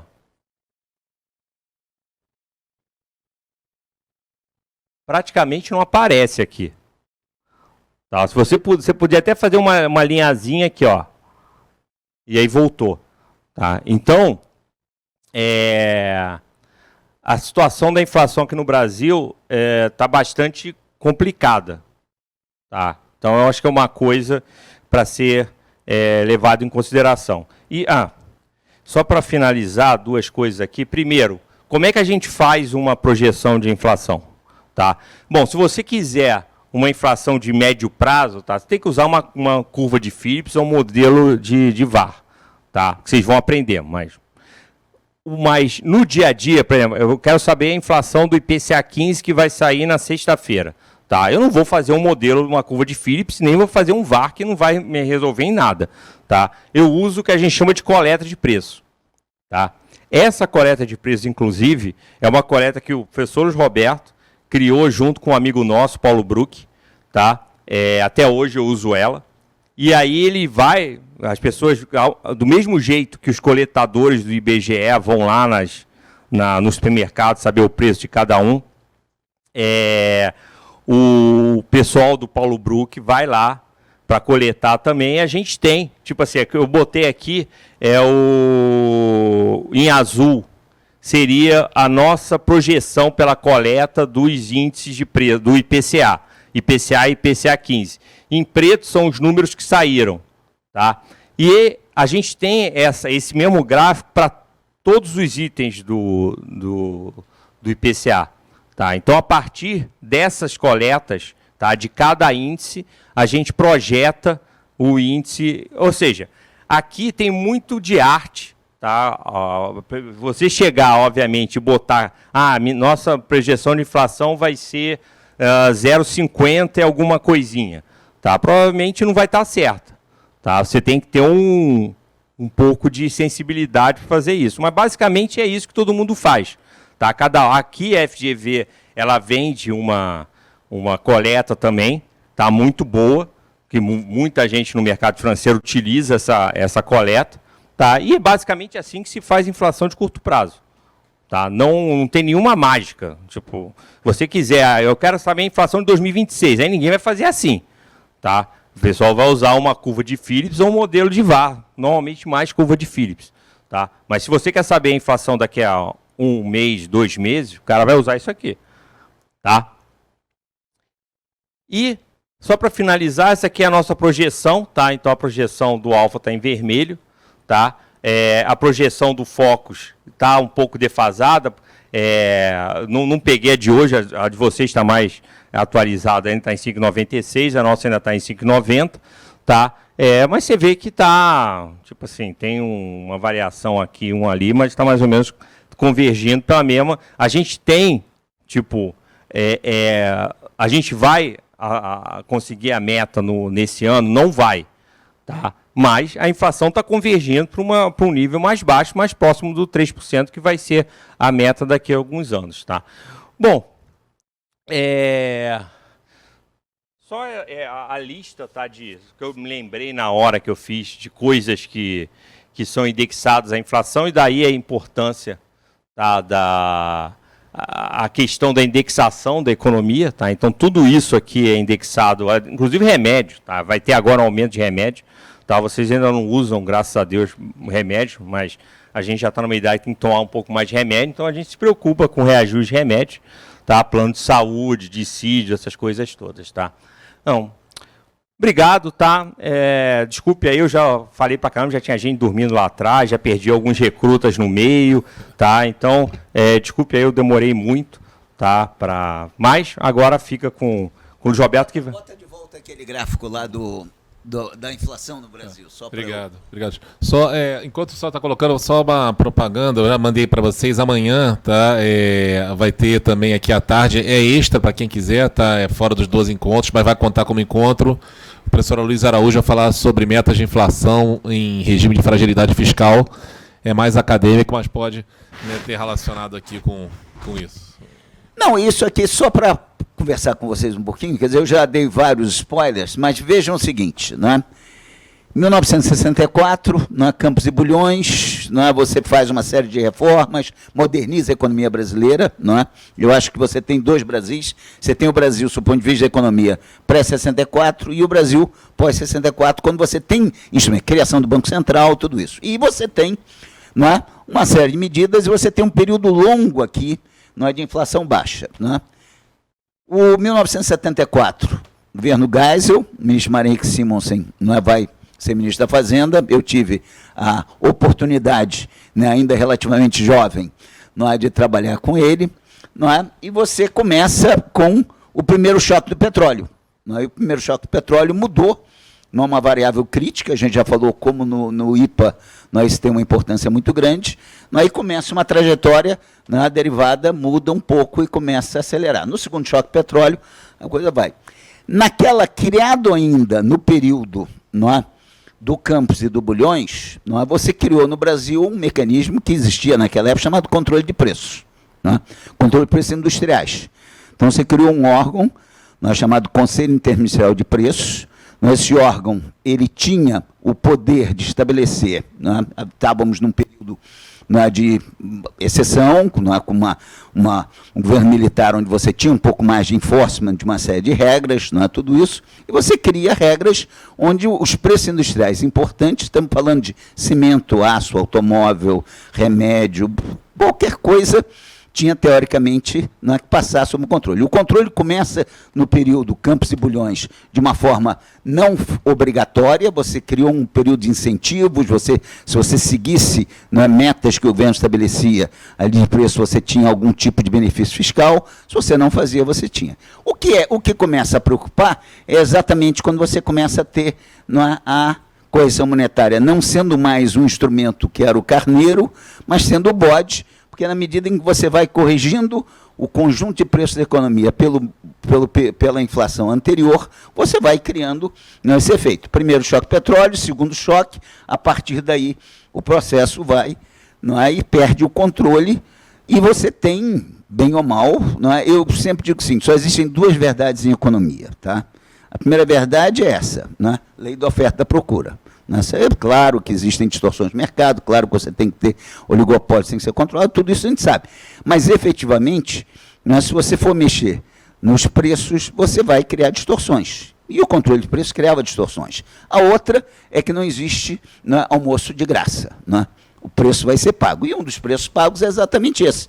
Você começa a interferir nos preços, você começa a ter choques externos, seja uma quebra de safra agrícola, seja algum problema no câmbio, etc., etc., e você começa a criar isso. E aí vem a minha segunda experiência. Eu fiquei no governo até 79, quando o Simonsen passou para o Ministério do Planejamento durante 6 meses, eu ainda fiquei de novo 6 meses no controle de preço, depois saí, mas voltei na Nova República, até porque algumas pessoas ligadas ao Simonsen voltaram no governo Sarney, no início do governo Sarney, inclusive Francisco Dornelles, foi ministro da Fazenda, é do conselho aqui da Fundação, não é economista, é um tributarista, e depois, mesmo tendo saído essa equipe, como eu tinha experiência de controle de preço, fiz a besteira 2 vezes na vida, sou a única pessoa que controlou o preço 2 vezes na vida, no Brasil, talvez no mundo, eu estava sentado em cima dos preços no plano cruzado. Então vejam o que é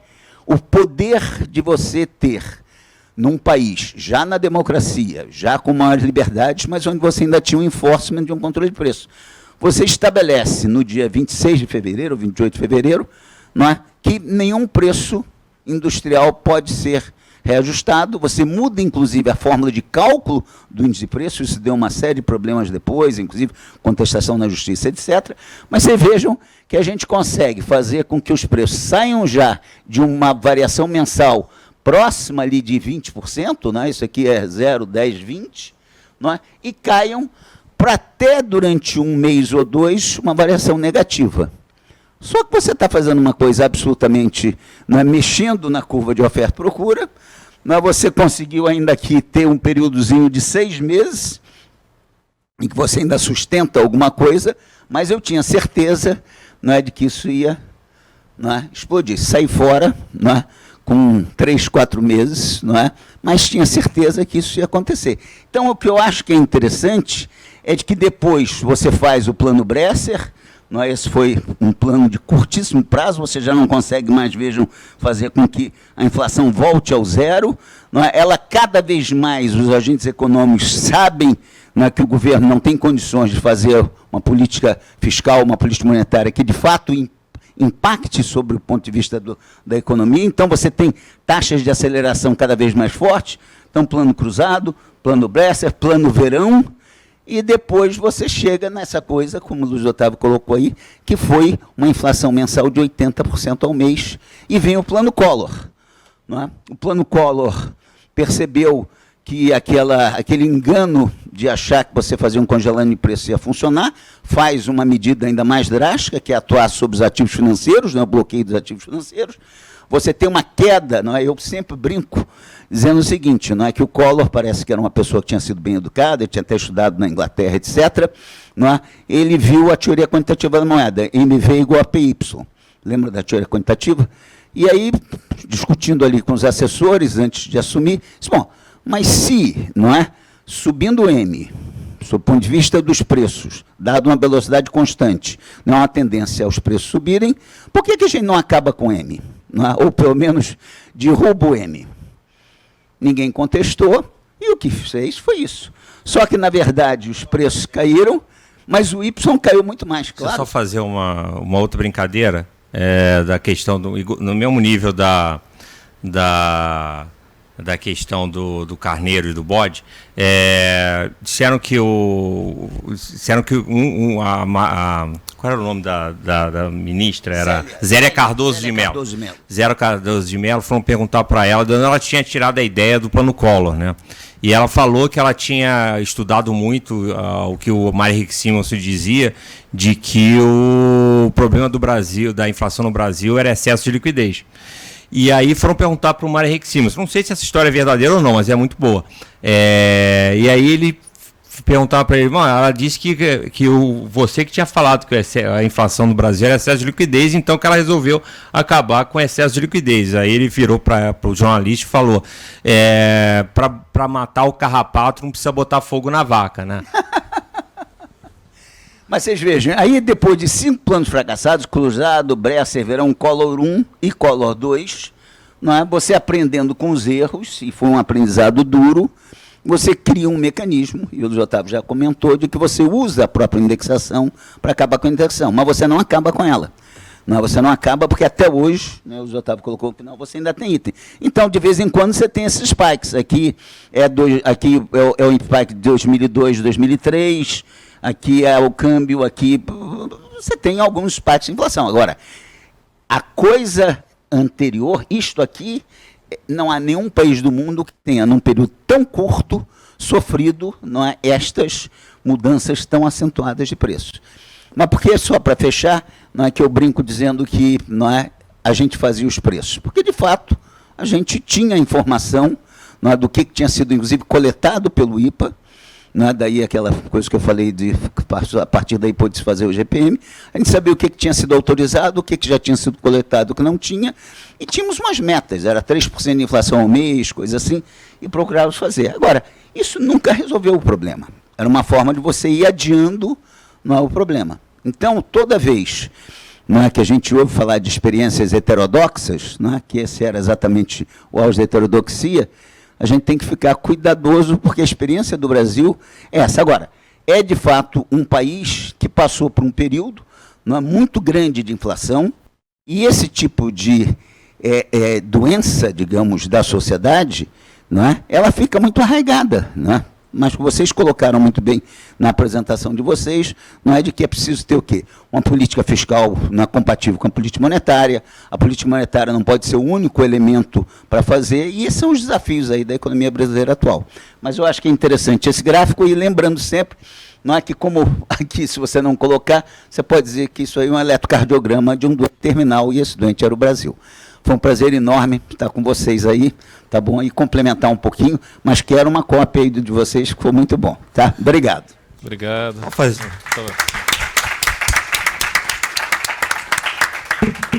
Deixa eu só fazer dois comentários. Um, uma história que o Roberto certamente vai se lembrar, que ele, pelo menos, ele tentou controlar o preço usando tabelas, essas coisas. Na época do Delfim, na 79, 80, ele começou a tentar controlar a coleta. Tá? O que significa controlar a coleta? Ele sabia exatamente, até porque ele era oriundo também da FGV, ele sabia exatamente onde é que dia que o coletador ia em determinado lugar, tá? Então, por exemplo, ele ia controlar, ele sabia que o coletador da FGV ia no CEAGESP, que é a principal central de frutas e legumes lá de São Paulo, fazer a coleta. E ele sabia que estava com problema de mamão, por exemplo, inclusive a gente teve inflação do mamão, essas coisas todas. E aí, o que ele fazia? Ele, no dia anterior que o coletador ia lá, ele passava em todos os locais que se vendiam mamão, por exemplo, e despejava tudo no CEAGESP.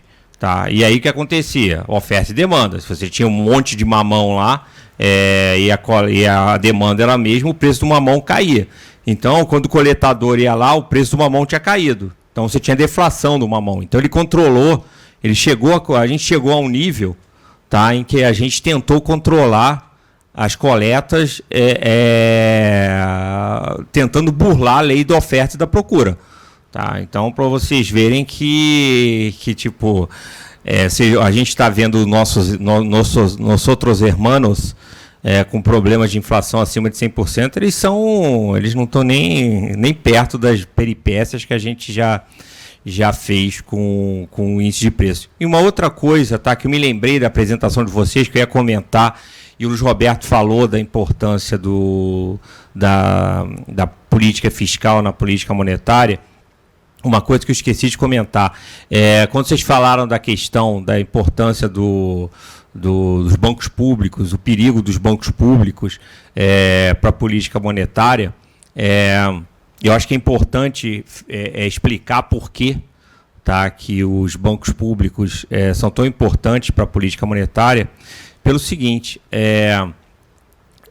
vamos pensar o seguinte, que a média, tá, o Banco Central ele sobe os juros, tá, para que a média dos juros na economia seja de tal monta que ela desacelere a economia e, consequentemente, desacelere a inflação, certo?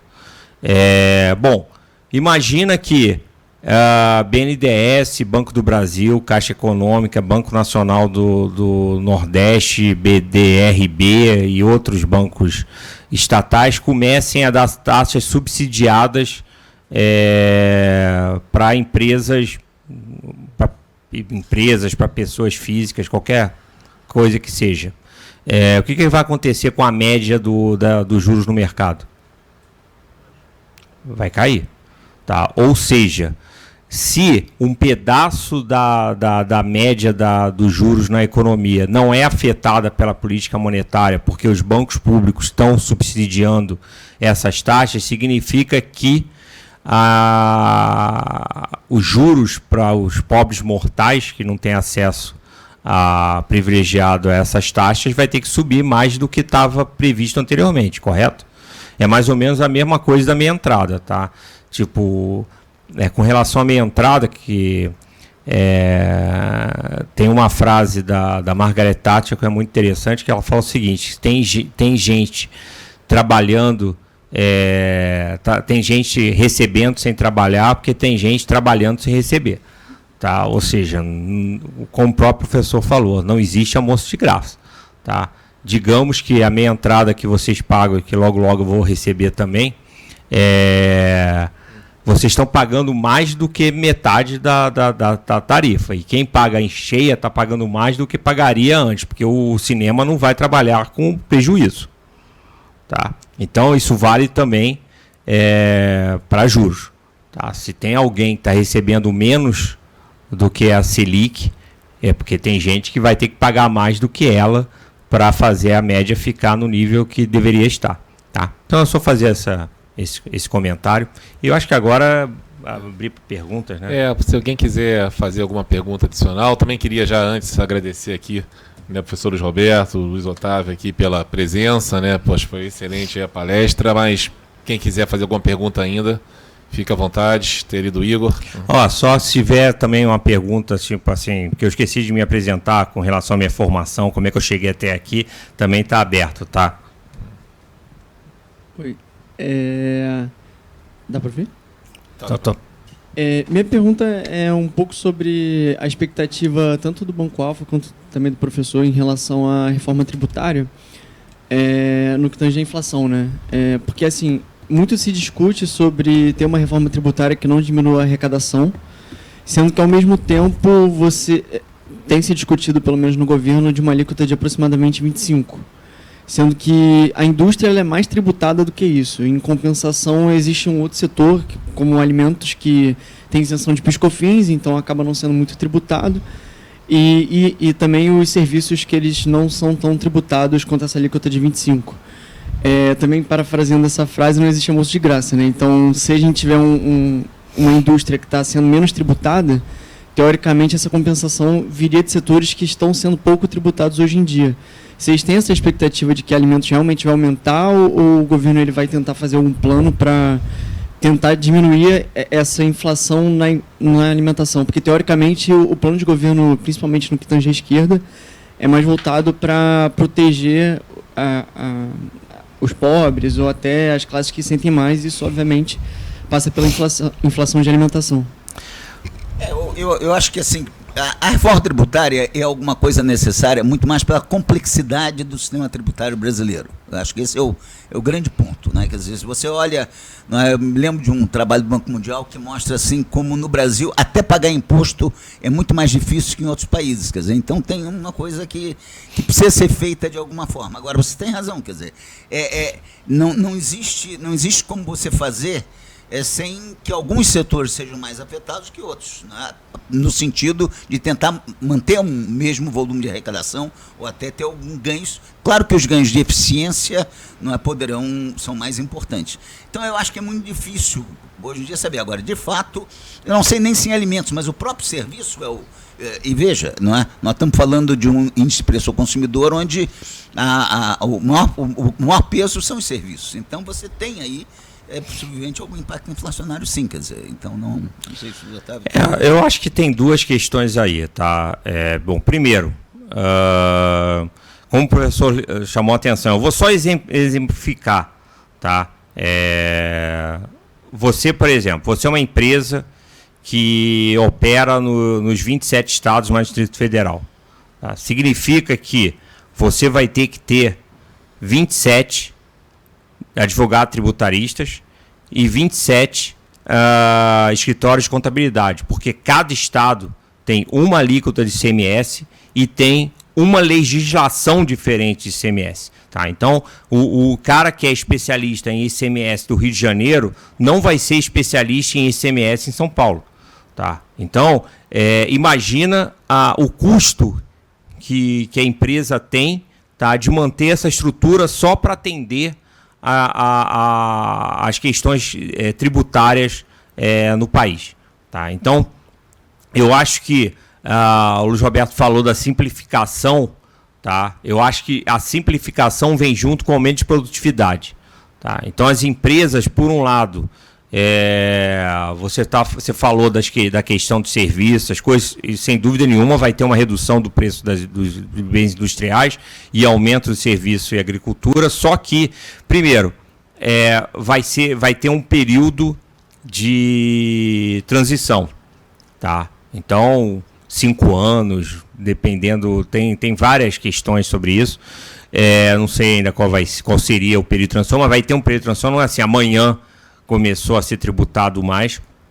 Segundo, tem um ganho de produtividade que vai ser incorporado nos preços, tá? Ou seja, na melhor das hipóteses, o cara vai usar para aumentar a margem, tá? Então ele não vai repassar o aumento de preço. Tá? E outra coisa, eu acho que no caso dos alimentos especificamente, eu acho que tem dentro da própria reforma tributária já tem a ideia de ter algumas isenções, tá? Tem alguns setores dentro de serviços, dentro da agricultura, que vão sofrer vai ter uma carga tributária menor do que os outros do mesmo setor.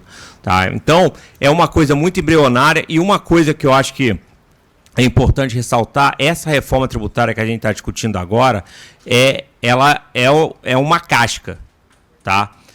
Tudo isso que a gente está discutindo aqui com relação à tarifa de serviços, tarifa de prazo de transição, quais são os setores que vão ter tarifas diferentes, isso tudo vai ser definido em leis complementares que vão ser discutidas depois que for aprovado o arcabouço, ou seja, a casca da reforma tributária. Tá? Então, é uma coisa para o próprio Bernardo Api, que é o mentor das principais reformas tributárias, a principal reforma tributária que está no Congresso, que é a PEC 45, ele mesmo já pensa, tipo assim, quando que foi perguntado numa entrevista, quando é que ele achava que ia ser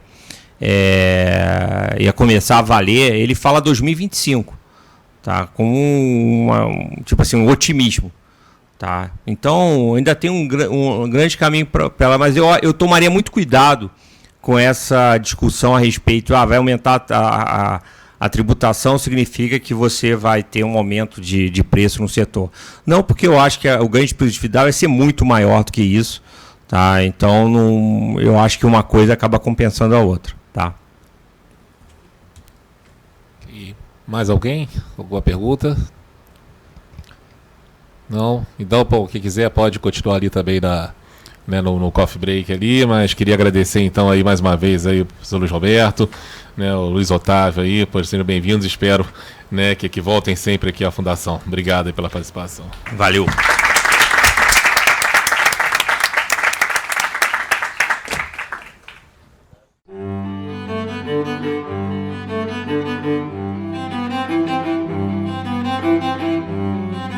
Música